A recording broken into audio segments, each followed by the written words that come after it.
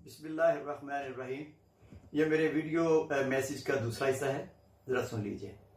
आप मुझे बताइए कि आजकल के दौर में शाह फैसल मरहूम, जुल्फ़कार अली भुट्टो मरहूम और कर्नल कद्दाफ़ी, शेख मुजीब रहमान, अनवर सादात, इन सब लोगों के साथ क्या हुआ? इनका आशिर क्या हुआ? इनको कैसे मंजर-ए-आम से दूर किया गया और किन ताकतों ने इनको मिलके ख़त्म करवाया? और इसके बाद सद्दाम हुसैन को देख लीजिए, उनका आशिर क्या हुआ। अब आप ये देख लीजिए कि जो ममालिक इस्लामी कॉन्फ्रेंस में शामिल थे, आज उनकी पोजीशन क्या है। मिस्र में क्या है, लीबिया में क्या है, यमन में क्या है, सूडान में क्या है। इसी तरीके से देख लीजिए सऊदी अरब में क्या होने वाला है और क्या हो रहा है। ओमान में देख लीजिए, कतर में देख लीजिए, बहरीन में देख लीजिए। इन तमाम ममालिक में बमाए कुवैत के अमरीकी अफवाज के फौजी अड्डे वहाँ बरकरार हैं। आप सोच लीजिए कि ग्रेटर इसराइल का जो प्लान बनाया जाएगा, उससे मुसलमानों को क्या नुकसान होगा। ये गिडियंस स्पाइस एक बुक है, गॉर्डन थॉमस ने लिखी है किताब। ये Gideon's spies, the inside story of Israel's legendary secret service the Mossad, Gordon Thomas की ये बुक है। ये अवेलेबल है। कम से कम पाकिस्तान के डिप्लोमेट्स और थिंक टैंक्स चलाने वाले लोगों को यकीनन इस किताब का पता होगा। इस किताब के पूरा चैप्टर है, पेज नंबर 483 पर, पाकिस्तानी न्यूक्लियर ब्लैक मार्केटर। इसमें पूरा एक पेज है। और ये देखिए, ये पूरे का पूरा एक चैप्टर है जो कि खत्म होते हैं जाकर गालिबन 518 पे जाके ये खत्म होता है।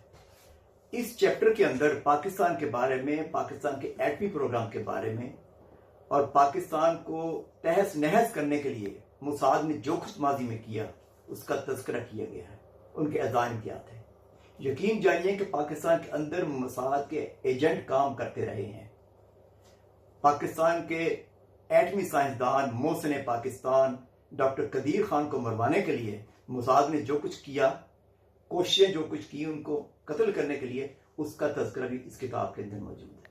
जरा अंदाजा कर लीजिए कि किस कदर पाकिस्तान से इसराइल खाइफ है। इस किताब के 2 एडिशन चाहे हो चुके हैं। एक ये एडिशन है, ये भी इसी तरह का है। इसके अलावा आप देख लीजिए कि ये एक और बुक है, the Israel lobby, US foreign policy. ये भी पढ़ने के लिए जरूर इसको पढ़िए। हमारे थिंक टैंक, हमारे डिप्लोमेट्स पाकिस्तान में इसको जरूर पढ़ें। कम से कम उनको पता होना चाहिए कि इसराइल के अज़ाइम क्या है।